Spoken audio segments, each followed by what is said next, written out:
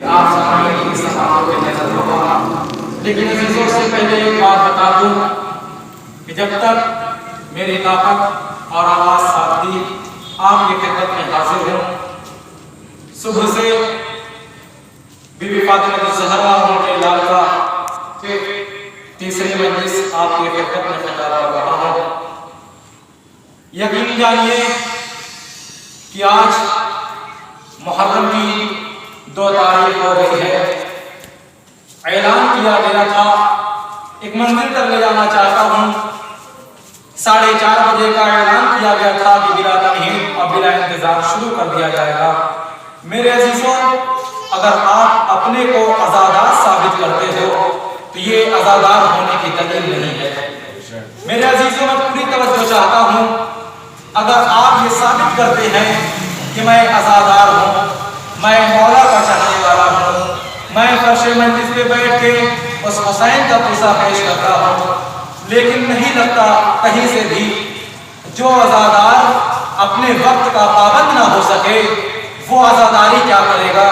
میرے عزیزوں، اگر میں بتانا چاہوں کہ عزادار کہتے کسے ہیں، عزادار ہے کیا، سماعت کیجئے گا کہ عزادار یعنی کردار، عزادار یعنی با اخلاق، عزادار یعنی اہم وقت کو جاننے والا، عزادار یعنی وقت کا پابند، عزادار یعنی امر بالمعروف کرنے والا، نہی عن المنکر سے پرہیز کرنے والا، عزادار یعنی نمازی، عزادار یعنی مولائی، عزادار یعنی ایک دوسرے سے اس خلوص کے ساتھ پیش آنا کہ دوسرا آپ کے کردار پہ لبیک کہے کہ ہاں یہ عزادار حسین ہے۔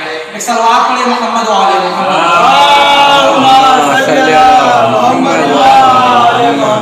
میرے عزیزوں، میں نے اللہ کی پاک و پاکیزہ کتاب، معتبر کتاب، منظم کتاب، معظم کتاب، مکمل کتاب قرآن مجید میں سورہ احزاب آیت نمبر 21 میں ارشاد ہو رہا ہے کہ تمہارے لیے اللہ کا، اللہ کے رسول کا بہترین نمونہ عمل قرار دیا گیا ہے۔ میرے عزیزوں، انشاءاللہ اخلاق کے سلسلے سے چند گفتگو کرنا ہے۔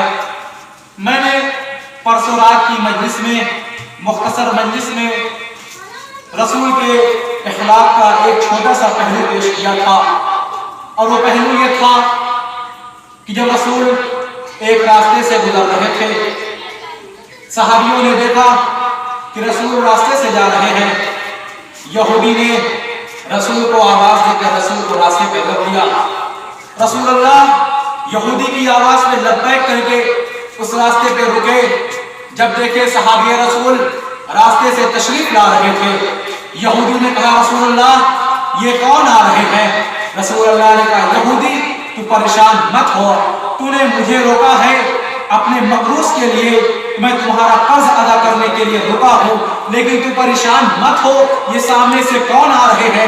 جیسے ہی یہ رسول کا کہنا تھا، یہودی نے کہا مجھے ڈر محسوس ہو رہی ہے کہ سامنے سے صحابی آ رہے ہیں، کہیں میرے اوپر جھڑکنے نہ لگے، کہیں مجھے ڈانٹنے نہ لگے۔ لیکن رسول نے کہا اے یہودی تو پریشان مت ہونا، یہ صحابی میرے اشارے پہ چلتے ہیں، اگر میں اشارہ کروں گا تو یہودی تجھے ٹکڑے ٹکڑے کر دے گا، اگر میں اشارہ نہیں کروں گا تو تجھے کچھ بھی نہیں کرے گا۔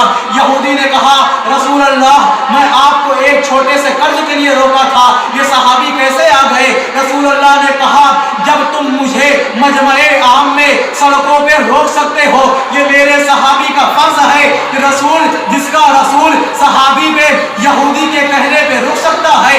جب صحابی نے کہا رسول اللہ آپ اشارہ کیجئے میں یہودی کے ٹکڑے ٹکڑے کر دوں، لیکن عزیزان محترم رسول کو اپنا اخلاق دکھانا تھا، رسول کو اپنا اخلاق پیش کرنا تھا۔ رسول نے یہودی کو کچھ بھی نہیں کہا، جیسے ہی رسول نے اصحاب کو اخلاق کے ذریعے اشارہ کر کے اذان ہو رہی تھی مسجد میں بھیجا، یہودی نے کہا اے رسول اللہ تو نماز پڑھنے نہیں جائے گا؟ رسول اللہ نے کہا نہیں میں جاؤں گا نماز پڑھنے، لیکن اس وقت تیرا حق ہے مجھ پر، میں تیرے بغیر تیری اجازت کے بغیر نہیں جا سکتا۔ عزیزان محترم مطلب کیا ہوا؟ یہودی نے کہا تمہارے صحابی بھی آئے تب بھی تم انکار کر دیے، تم میری بات پہ اتنا عمل کرتے ہو۔ عزیزان محترم ایک لمحہ فکریہ تک لے جانا چاہتا ہوں، دیکھتا ہوں کہ آپ سامعین کی سماعتیں کہاں है। जैसे ही यहूदी ने कहा ऐ रसूल अल्लाह मैंने देखा कि तू सहाबी को वापस कर दिए तो मेरी जबान पे रुका रह गया। तो रसूल ने कहा सुन मैं कभी अपने इखलाक से पीछे नहीं हट सकता, मैं नमाज तो बाद में भी अदा कर लूंगा। जैसे ये फिक्रा कहना था, यहूदी ने कहा ऐ रसूल अल्लाह मैं आपके हाथों को चुमता हूँ, मैं आपके कदमों पे माफी तलब करता हूँ, आपसे मेरा कोई कर्ज उधार नहीं है, लेकिन मैंने तौरेत के आखिरी जमाने में आखिरी औसाफ में दो सिफतें पढ़ी थी, हिल्म और बुर्दबारी की, मैं वही देखना चाह रहा था मेरा रसूल वही है या कोई और। जैसे ये फिक्रा कहना था, रसूल ने इशारा किया ऐ सहाबी अब पलट आ, यहूदी ने अपनी गलती का इजहार कर दिया है। जैसे ये फिक्रा कहना था, फिर यहूदी ने कहा या रसूल अल्लाह मैं गवाही देता हूँ अशहदु अल्ला इलाहा इल्लल्लाह व अशहदु अन्ना मुहम्मदर रसूलुल्लाह। सल्लल्लाहु अलैहि मुहम्मद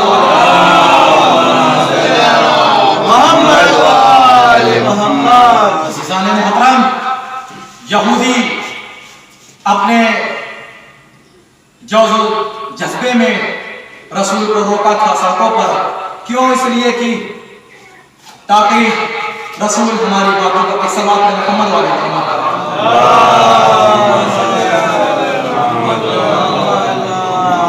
एक और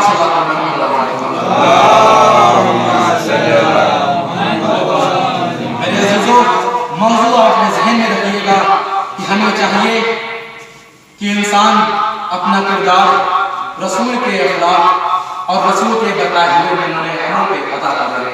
मेरे अजीजों क़यामत तक के लिए अगर हम नमूने अमल को तलाश करेंगे तो रसूल अल्लाह की इबादत हमारे लिए नमूने अमल है, रसूल अल्लाह का किरदार हमारे लिए नमूने अमल है, रसूल का चलना और फिरना हमारे लिए नमूने अमल है, रसूल की इबादत करना हमारे लिए नमूने अमल है। और इससे भी क्या कहीं ज्यादा कहा जाए कि रसूल ने मैदान गदीर खुम में मौलाए मुत्तक़ियान को दोनों हाथों को बुलंद करके कहा कि मन कुंतो मौलाहुम फहादा अलीयुल मौला। अजीजों ये फिक्रा रसूल का कहना हम सब साहिबान इस्लाम के लिए नमूने अमल है। अजीज़ान मुहतरम जब तक हम रसूल के अखलाक से रसूल के अखलाक समझ कर सीख कर अपने अंदर अखलाक नहीं पैदा करेंगे तो न हमारी आज़ादारी कामयाब हो सकती, न हमारा फर्श पे आना कामयाब हो सकता, न हमारी मजलिस कामयाब हो सकती, न हमारा मकसद कामयाब हो सकता। मेरे अजीज़ों अगर आप चाहते हैं कि हम हुसैन की मजलिसों में आए, हुसैन का मकसद पूरा हो जाए, हमारा मकसद पूरा हो जाए, फजीलत हुसैन बयान कर ली जाए, तो मेरे अजीज़ों ऐसे नहीं हो सकता। हमारे दिल में कुछ और है और हम कुछ और करते हैं। अजीज़ों वक्त की पाबंदी होना बहुत ज़रूरी है। आज़ादारी अगर करते हैं तो अपने दिलों में ख्याल पैदा करें, अगर हम आज़ादारी कर रहे हैं तो जिम्मेदारी के साथ करें।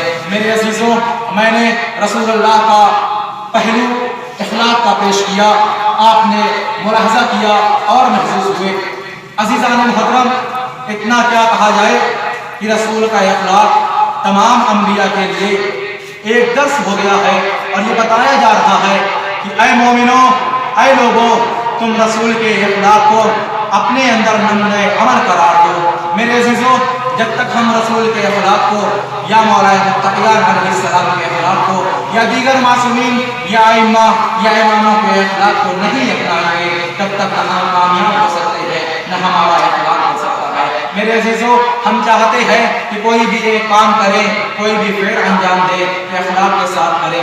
अजीज़ान मुहतरम तारीखों में मिलता है कि जब इमाम हसन अलैहिस्सलाम रास्ते से गुजर रहे थे तो अमीर शाम से और अमीर शाम का चाहने वाला एक शामी देखा इमाम हसन अलैहिस्सलाम घोड़े से सवार होकर अपना रास्ता तय कर रहे थे और वो शामी इमाम को देखकर इतना गालियाँ देता था, इतनी गालियाँ देता था, आप सोचते होंगे कि इमाम भी मुड़कर उसका जवाब देते थे। नहीं मेरे अजीज़ों कोई भी इमाम हो, कोई भी मासूम हो, अपने अखलाक से कहीं गिरता नहीं।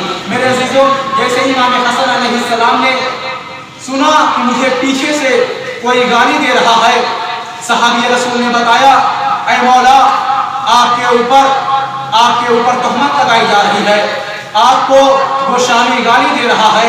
वो शामी अपने सीने के अंदर से जलती हुई हसद को जब दिल से निकाल कर अपने दिल को ठंडा किया, तब मौला ने देखा अब शामी खामोश हो गया है। फिर मौला शामी की खिदमत में आते हैं, सलाम अर्ज करते हैं और कहते हैं, ए शामी, तुम मुझे गाली दे रहा था, तुम मुझ पे तोहमत लगा रहा था, आखिर वजह क्या है? शामी कहता है, नहीं मौला, मैं आप पे कहाँ गाली दे रहा था, आप पे कहाँ तोहमत लगा रहा था। अभी तो पूरी तवज्जो चाहता हूँ आखिरी जुमले तक कि जैसे ही शामी ने कहा, ऐ मौला, हम आपको गाली नहीं दे रहे थे, जैसे ही मौला ने कहा, ऐ शामी, लगता है तू मुसाफिर है, तुझे पानी की जरूरत है, मैं तेरे लिए पानी का इंतजाम करता हूँ, तुझे खाने की जरूरत है, मैं तेरे लिए खाने का इंतजाम करता हूँ, तुझे रास्ते गुजारने की जरूरत है, मैं तेरे लिए सवारी का इंतजाम करता हूँ, तुझे पैसे की जरूरत है, मैं तुम्हारे लिए इतनी दौलत का इंतजाम करता हूँ जो अपनी जिंदगी खुशहाल कर सकता है। अगर तुझे मकान की जरूरत है, मैं तेरे लिए मकान बनवाता हूँ। शामी हाथ जोड़ के कहता है, मुस्कुरा के कहता है, नहीं नहीं मौला, ऐसा नहीं है। मौला समझ रहे थे कि ऐसा ही है। अब शामी कहता है, ऐ मौला, मैं आपके कदमों में हाथ जोड़ के माफी तलब करता हूँ, ऐ मौला, मैं आपको हाथों जोड़ के हाथ चूमता हूँ, जैसे ये फकरा कहना था। अब शामी ने कहा, ऐ मौला, मैं बचपन से लेकर अभी तक आपके दादा, आपके बाबा से सख्त नफरत करता था, लेकिन आज आपने हुस्ने इखलाक के जरिए मुझे अपना आशिक बना दिया है। ये सलवात पढ़े मोहम्मद वाले मोहम्मद।